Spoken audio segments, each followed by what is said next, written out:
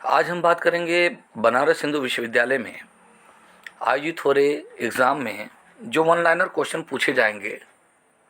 तो परीक्षा का नाम है आपका examination name BA honours semester 4 examination 2022-23। Subject है एआईसी एंड आर्कोलॉजी और पेपर है का कोड है BAA 222 और ये पेपर का नाम है ancient Indian economic life and institution. तो आपको पहले से ही शुभकामनाएं और धीरे धीरे सारे वीडियोस इकोनॉमिक हिस्ट्री के अब जाने वाले हैं। सारा मैटर तैयार है, बस आप लोग लगे रहिए, अच्छे से पेपर दीजिए और आपको हार्दिक शुभकामनाएं। चलिए अब हम बात करते हैं क्वेश्चन आंसर। देखिए एग्ज़ाम में क्वेश्चन नंबर 6 के रूप में आता है कि the question number 6 has 10 question, each question carries 1 mark. Answer the question in shortest as possible way. तो ये 10 प्रश्न हैं एक एक नंबर के। तो पहला क्वेश्चन देखिए, corporate life in ancient India, यानी who was the author of the book corporate life in ancient India. तो मैंने सामने ही लिख दिया है RC मजुमदार। ठीक है, ये इनकी पुस्तक का नाम है बच्चों। अगला है पूग क्या है। तो पूग है ग्राम या नगर में रहने वाले विभिन्न जातियों या व्यवसायियों का स्थानीय संघ पूग कहलाता है। फिर से सुनिएगा, ग्राम या नगर में रहने वाले विभिन्न जातियों या व्यवसायियों का स्थानीय संघ पूग कहलाता है। चलिए अगला क्वेश्चन देखते हैं। What evidence for the trade is discovered at Lothal. तो लोथल से हमें किस चीज़ का प्रमाण मिला है? तो गोदीबाड़ा अर्थात डॉक यार्ड का मिला है प्रमाण। अक्षय निवय किस प्रकार का धन होता है? यह एक प्रकार का स्थायी धन अनुदान होता है। धार्मिक कार्यों को लेकर के जो अस्थायी धन अनुदान दिया जाता है उसे अक्षय निवय कहते हैं, ध्यान रखिएगा। ताम्रलिप्ति के बारे में आप क्या जानते हैं? यह प्राचीन काल का एक पूर्वी बंदरगाह है। ठीक है ना। What do you know about the Tamralipti, यानी प्राचीन काल का यह क्या है? पूर्वी बंदरगाह है जिसकी पहचान तामलुक नगर वेस्ट बंगाल से की जाती है। यह क्वेश्चन बार बार पूछता है, ध्यान रखिएगा। वार्ता क्या है? देखिए कृषि, पशुपालन और व्यापार वाणिज्य को सम्मिलित रूप से वार्ता कहते हैं। इसका सर्वप्रथम उल्लेख कौटिल्य ने अपने ग्रंथ अर्थशास्त्र में किया है। किस बंदरगाह को बेरीगाजा शब्द से चिन्हित किया जाता है? Which port is denoted by the term Barygaza. तो गुजरात का जो भृगु कच्छ या भड़ौच बंदरगाह है उसको हम बेरीगाजा बंदरगाह के नाम से जानते हैं। What is ब्रह्मदेय। ब्रह्मदेय का अर्थ क्या है?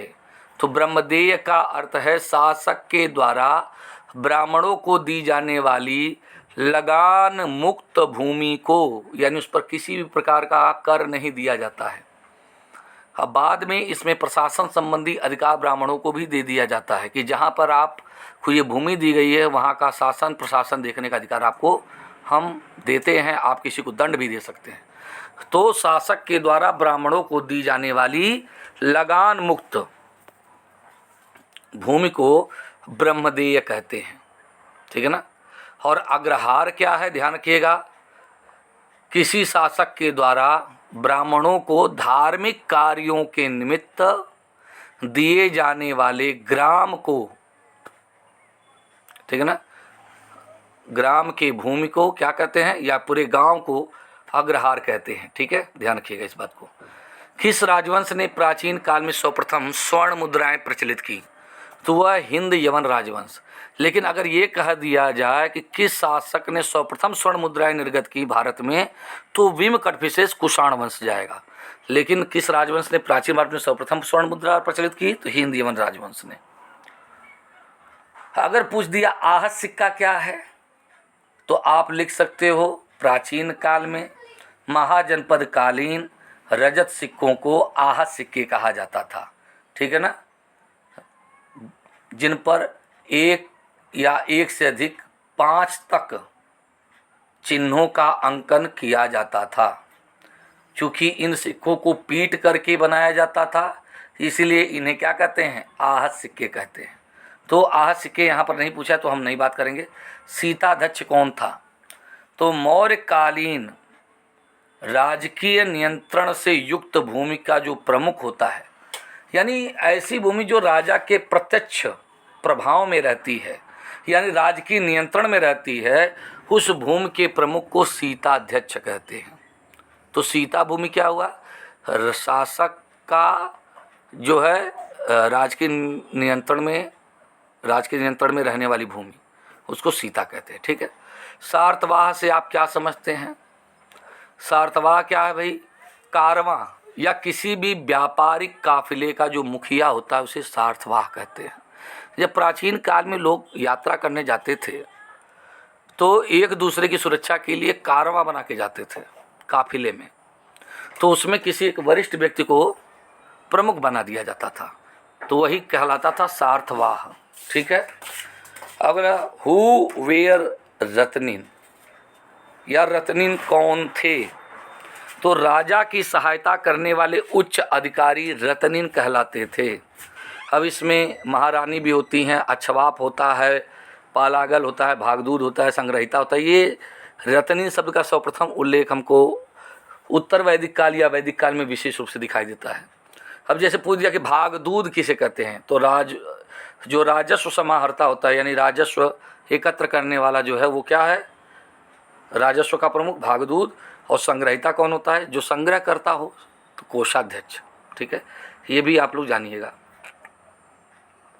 हड़प्पन लोगों द्वारा कौन सी मुख्य फसलें उगाई जाती थी? गेहूं और जौ। इस चीज़ को नोट डाउन कर लीजिएगा। जबकि लोथल से और रंगपुर से चावल के भी साक्ष्य मिले हैं, लेकिन हड़प्पन लोगों की मुख्य फसल क्या है? गेहूं और जौ है। फिर पूछ रहा है कारसार्पण क्या है? तो प्राचीन काल की एक मुद्रा थी जो ताम्र, रजत और स्वर्ण की होती थी। तो ठीक है ना, तो ये प्राचीन काल की मुद्रा है, उसे क्या कहते हैं? कारसार्पण कहते हैं। सेट्ठी किसे कहते थे? दक्षिण भारत के श्रेणी के प्रधान को सेट्ठी कहते थे। तो साउथ इंडिया में, तो जहाँ पर आप उत्तर भारत में श्रेष्ठिन कहते हो, श्रेष्ठिन, यहाँ पर क्या कहते हो? सेट्ठी या Chetty. Who was the important trading centre प्रतिष्ठान सिचुएटेड? तो कहाँ पर महत्वपूर्ण व्यापारिक केंद्र प्रतिष्ठान कहाँ स्थित था? तो महाराष्ट्र के पैठण में। What do you know about lakshanadhyaksha? तो टकसाल के अध्यक्ष को लक्षणाध्यक्ष कहते थे, ध्यान रखिएगा। Where is the Tamralipti located? तो Tamluk, west Bengal. Economic life of the northern India पुस्तक के लेखक कौन है? तो है बच्चों लल्लन जी गोपाल। ठीक है, economic life of the northern India, Lallan ji Gopal. ये आपके बीएचयू के ही स्कॉलर रह चुके हैं, यहाँ पर प्रोफेसर रह चुके हैं। उद्रंग क्या था? तो गुप्त काल में राज्य को दिया जाने वाला एक प्रकार का भूमि कर था। विष्टि का अर्थ है बलात्, श्रम, कर या बेगारी को विष्टि कहते हैं, ध्यान रखिएगा। अगर किसी से हम बिना मजदूरी दिए काम करवाते तो उसको कहते हैं बेगारी। ठीक है ना, उसी को प्राचीन काल में विष्टि कहते हैं। लोथल कहाँ स्थित है? सराग वाला, अहमदाबाद जिला, गुजरात में स्थित है। तो अगर गुजरात में स्थित है ये भी लिख दोगे तो भी सही है। ठीक है। सीताध्यक्ष का अर्थ क्या है? राजकीय भूमिका प्रमुख। प्रणय से आप क्या समझते हैं? संकट काल के समय वसूला जाने वाला कर जो है वो प्रणय कर कहा जाता है। यानी एक तरह का निवेदन है कि भाई आपत्ति आई है, युद्ध काल चल रहा है, शासक को आवश्यकता है आप लोगों के धन की, या ये कह दिया जाए कि भाई बाढ़ आया हुआ है, आप लोगों के सहयोग की आवश्यकता है, तो संकट काल के समय वसूला जाने वाला कर प्रणय कर कहलाता है। किस प्रकार के धन को अक्षय निधि के नाम से जाना जाता है? अस्थायी धन अनुदान को। अक्षय निधि का सर्वप्रथम उल्लेख कहाँ मिलता है? हुविस्क के मथुरा लेख में। ये सब जानिएगा आप लोग। प्राचीन ताम्रलिप्ति कहाँ पर स्थित था? तामलुक नगर, west Bengal. Which evidence of trade is found from the Lothal? गोदीबाड़ा और चावल का साक्ष्य। लोथल से व्यापार का कौन सा प्रमाण मिला है?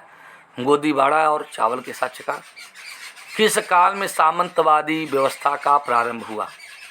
देखिए, वैसे तो ऐसे लिखेंगे आप लोग ध्यान से कि कुछ विद्वानों का मानना है कि सामंतवाद का प्रारंभिक चरण हमें सातवाहन काल से दिखाई देता है, लेकिन अधिकांश विद्वानों की मानता है कि सामंतवादी व्यवस्था का प्रारंभ गुप्त काल से हुआ था। ये आप जानिएगा, ठीक है ना। वार्ता क्या है?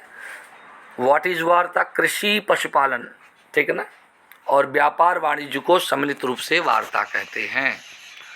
प्राचीन भारत के दो प्रमुख व्यापारिक पथों का नाम लिखिए। तो 4-5 अधिक हैं, तो उनमें से दो हम बता दे रहे हैं। प्रतिष्ठान से कौशाम्बी मार्ग, चंपा से पुष्कलावती मार्ग, और भी लिख सकते हो तो आप भृगुकच्छ से ताम्रलिप्ति मार्ग, जो भी लिख दीजिए सब सही है, ठीक है ना। एक पाटलिपुत्र से जो जाती है कहाँ पर, पुष्कलावती तक जाती है तक्षशिला को। तो ये 4-5 हैं, 2 का लिखना है, लिख लीजिएगा। रतनिन कौन थे? राजा के सहायक उच्च पदस्थ अधिकारी को रतनिन कहते थे। Corporate life in ancient India पुस्तक के लेखक कौन है? आर.सी. मजूमदार। बार बार देखिए क्वेश्चन पूछ रहा है आर.सी. मजूमदार से। Which type of wealth is achhnevi? अच्छनेवी किस प्रकार का धन होता है? तो अस्थायी धन अनुदान, जिसमें दान में प्रदत्त मूल धनराशि को यथावत बनाए रख करके उसके ब्याज से दान प्राप्तकर्ता की आवश्यकताओं की पूर्ति की जाती थी, उसे अच्छनेवी कहते थे। यह एक प्रकार का स्थायी धन अनुदान था। किस राजवंश ने प्राचीन भारत में सर्वप्रथम स्वर्ण मुद्राएं प्रचलित की? विच dynasty first time introduced gold coins in the ancient India? Hind, Yemen, Indo Greek ने। कृष्ण धन क्या है? अनुचित प्रकार से संग्रहित किए गए धन को हम क्या कहते हैं? कृष्ण धन कहते हैं। अब देखिए पूछता कि Periplus of the Erythraean see this depicts the economic condition of which period? तो पेरिप्लस ऑफ द एरिथ्रियन सी किस काल की आर्थिक स्थिति को दर्शाती है? तो मुख्य रूप से सातवाहन काल या प्रथम शती ईस्वी को। बलि से आप क्या समझते हैं? यह एक प्रकार का धार्मिक कर था। निक्षेप क्या है? What is निक्षेप? निक्षेप एक प्रकार का व्यापारिक अनुबंध है, व्यापारिक समझौता है, ठीक है ना। एक व्यक्ति से दूसरे व्यक्ति को स्वेच्छापूर्वक माल के अधिकार का जो परिवर्तन है वो निक्षेप कहलाता है। ग्रामिक कौन थे? ग्राम के मुखिया को क्या कहते थे? ग्रामिक कहते थे। वर्तमान में नागापट्टनम किस प्रांत में स्थित है? तमिलनाडु। अगर आपसे क्वेश्चन ये पूछ दिया यमन प्रिया किसे कहते हैं, तो गोल काली मिर्च को क्या कहते हैं? यमन प्रिया कहते थे। सर्वाधिक केरल के किस बंदरगाह से काली मिर्च का सबसे ज़्यादा निर्यात होता था? तो होता था मुजिरिस से। कहाँ से बड़े पैमाने पर मोतियों के लिए कौन सा बंदरगाह प्रसिद्ध था? तो वह है भैया कोचीन और मदुरई। ये 2 चीज़ जानिएगा। कौन सा क्षेत्र अपने वस्त्र व्यवसाय के लिए प्रसिद्ध था? उरैयूर और मथुरा, ठीक है ना। जो साटक वस्त्र होते थे वो मथुरा की पहचान थे, और उरैयूर भी वस्त्र उद्योग के लिए था। अगर पूछ दिया चीनांशुक क्या होता है, अंशुक ये क्या, तो चीनी रेशमी वस्त्र को चीनांशुक कहते थे। ये भी चीज़ों को आप जानते रहिएगा बच्चों, ठीक है। आगे हम बढ़ते हैं। विष्टि क्या है? बलात् श्रम या बेगारी या वेतन विहीन मजदूरी को क्या कहते हैं? विष्टि कहते हैं। पूछ देता है which inscriptions refer to Sudarshan lake? Sudarshan झील का उल्लेख किन अभिलेखों में हुआ है? तो रुद्रदामन के जूनागढ़ अभिलेख और स्कंदगुप्त के जूनागढ़ अभिलेख में। तो दोनों वहीं से मिले हैं, तो उन्हीं से ये चीज़ें पता चलती है। प्रलय से आप क्या समझते हैं? युद्ध काल या संकट काल के समय लिया जाने वाला कर क्या है? प्रलय कर है। एक ही प्रकार के शिल्प या व्यवसाय करने वाले लोगों के समूह को क्या कहते हैं? श्रेणी कहते हैं। What do you mean by guild या श्रेणी से आप क्या समझते हैं? एक ही प्रकार के, देखो पूग क्या था? विभिन्न जातियों के व्यवसायों का समूह था, और एक स्थानीय संघ था। यह स्थानीय संघ नहीं है, ध्यान रखिएगा। एक ही प्रकार के शिल्प या व्यवसाय करने वाले लोगों के समूह को श्रेणी कहते हैं। प्राचीन ताम्रलिप्ति कहाँ स्थित है? तामुलुक नगर, मिदनापुर जिला, वेस्ट बंगाल। भाग का क्या अभिप्राय है? शासक को मिलने वाला उपज का हिस्सा, जो कि 1/6 या 1/4 होता था। सीता से आप क्या समझते हैं? राजकीय कर के रूप में एकत्र किए गए धान्य को सीता कहते हैं। तो ये राजा की भूमि पर जो खेती होती थी, तो उसी धान्य को कहते हैं सीता, ठीक है। तो उस पर राजा का नियंत्रण होता था, ध्यान रखिएगा। कारसर्पण क्या? प्राचीन काल की मुद्रा जो ताम्र, रजत या स्वर्ण की होती थी। गोपालक कौन था? गाय पालने वाले ग्वालों को गोपालक कहते थे।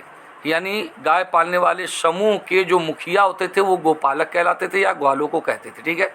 सेठी किसे कहते हैं? दक्षिण भारत में श्रेणी संगठन के प्रधान को कहते थे। तो ये आप लोगों को, मुझे उम्मीद है, समझ में आ गया होगा। सिल्क रूट भी कुषाण काल में बड़ा प्रभावी था। पूछता है कभी कभी कि वेनसांग किस मार्ग से आया था, तो सिल्क रूट के थ्रू आया था। तो मुझे उम्मीद है कि आपको ये क्लासेज आपको समझ में आई होंगी। धन्यवाद।